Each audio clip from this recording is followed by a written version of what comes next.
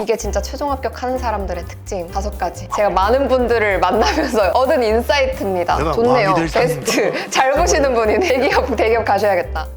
안녕하세요. 안녕하세요. 고수님은 고수님 취준생 때 면접을 되게 잘 봤잖아요. 그래서 지금도 올라온 영상 보면은 말을 되게 똑부러지게 잘하는데 어떻게 그렇게 잘할 수 있었을까요? 근데 저도 처음부터 잘했던 건 아닌 것 같고 면접을 많이 볼수록 계속 늘었던 것 같아요. 기간이 지나면 지날수록 더 좋아진 케이스? 그러면 수강생분들도 진짜 그동안 많이 만났을 텐데 맞죠. 면접 잘 보는 사람의 공통점 같은 게 혹시 있을까요? 떨어지는 사람과 찰떡같이 붙는 사람들의 차이점들이 있을 것 같아요. 있을 것 같아요? 네. 있지 않을까요? 있죠. 당연히 있죠. 네. 왜냐면 제가 컨설팅을 할 때 1대1로만 하거든요. 그러다 보니까 다수의 사람들을 상대하는 게 아니라 한 명만 보다 보니까 이 사람을 관찰할 기회가 되게 많아요. 관찰하는 것도 좋아하고.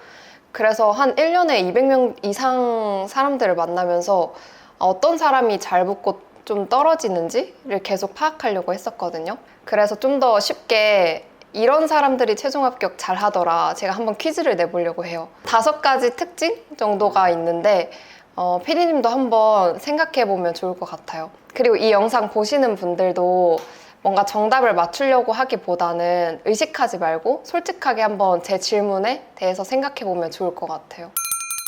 오늘은 이 사람이 최종 합격을 할 사람인지 아닌지를 구분짓는 테스트 5가지를 해보려고 하거든요. 첫 번째 질문이 뭐냐면 동일한 질문을 다시 한번 물어봤어요. 근데 그때 나는 방금 한 답변을 똑같이 할 수 있다. OX. PD님은 어때요? 딱 준비해간 답변은 다시 말할 수 있을 것 같은데 기습 질문 같은 거는 횡설수설할 것 같아요. 저도 이제 모의 면접을 보다 보니까 횡설수설 하시는 분들이 되게 많아요. 그래서 면접을 진짜 잘 보시는 분들은 방금 했던 답변에 전달하고자 하는 메시지 하나가 있더라고요. 사실 준비를 많이 한다고 해서 다 아는 질문만 나오는 게 아니잖아요. 결국에는 모르는 질문도 받잖아요, 사람이. 받자마자 내가 어떤 걸 전달하고 싶은지를 생각 정리를 빠르게 하고 그 다음에 입을 떼야 돼요. 딱 모르는 질문을 받았으면 오히려 자신감 있게 생각할 시간 좀 달라고 하던지 내가 이 답변 너무 긴장돼서 못할 것 같으니까 끝날 때 다시 한번 말씀드려도 괜찮냐. 이렇게 해요. 2번째는 뭐냐면 면접은 운이라고 생각한다. 오해요? 근거는요? 사실 제가 열심히 준비한다고 해서 그게 한결같이 결과가 나오는 게 아니고 굉장히 많은 변수가 있어서 잘 보는 사람들의 특징은 운에만 의존하지 않는 거? 근데 이게 취업은 운이다 이런 말 많이 듣지 않아요? 연습을 많이 안 했는데 되게 운 좋게 취업한 케이스들이 있잖아요.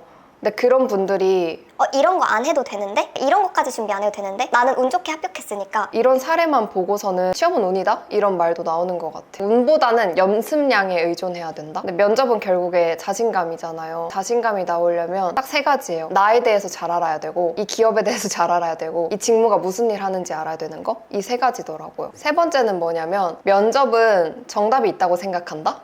X. 오, 왜냐면 사람마다 다 겪어온 스토리가 다르고 갖고 있는 역량이나 스킬이 다르기 때문에 좋네요. 베스트. 잘 보시는 분이 대기업 가셔야겠다. 되게 사람들이 공식이 있다고 생각하고 찾아와요. 이 질문에 이렇게 답변하는 공식이 있는 것 마냥 이거 어떻게 답변해요? 그냥 이렇게 물어봐요. 근데 잘 보시는 분들은 저는 이렇게 생각하고 이렇게 답변하려고 하는데 제 생각은 어때요? 이런 느낌으로 물어보거든요. 3차 심화 질문 중 하나가 이거였어요. 본인의 상사가 옆 팀의 상사랑 싸우면 난 어떻게 할 거냐. 근데 이건 정답이 없잖아요. 근데 정답이 있는 것 마냥 저한테 무언가를 찾으려고 해요. 이러한 질문 의도에는 이런 식으로 답변하는 게 좋아요 라고 방향만 제시할 뿐이지 정답이 아니잖아요. 근데 이걸 달달 외우고 내 것 마냥 말하시는 분들이 있어요. 예를 들어 제가 어떤 장점에 대한 답변을 회복 탄력성이라고 만약 했어요. 근데 이 답변이 그 지원자가 느끼기엔 너무 좋은 거예요.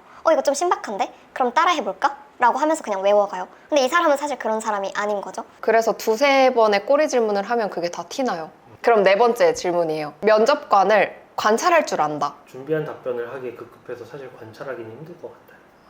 최종 합격하는 분들은 관찰하고 그 사이에서 여유를 느껴요. 외워간 거를 답변하는 자리가 아니라 이 사람이랑 대화하러 가는 자리잖아요. 저도 물론 평가받으러 가긴 하지만 이 분들을 평가하게 되더라고요. 이분들이 입은 복장 같은 거에서도 내가 입사하면 내가 일 다 할 것 같은데? 이런 느낌을 풍기는 회사들도 있었어요. 실무직 면접을 볼 때 관찰을 하는 게 좋을까요? 임원 면접을 볼 때 관찰을 하는 게 좋을까요? 저는 동일하다고 생각해요. 상대방이 저를 보고 있다는 게 느껴져요. 그러니까 저의 사소한 제스처들 그걸 보고 있다는 게 딱 느껴지는 거예요. 그때부터 다시 자리를 이렇게 다시 똑바로 앉는 거?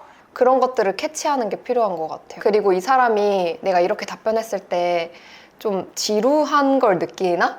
이런 거를 파악해야 되는 것 같고, 내가 어떤 말을 했을 때 되게 좋아하네? 이런 거 더 많이 말해줘야겠다. 이런 흐름을 읽는 거?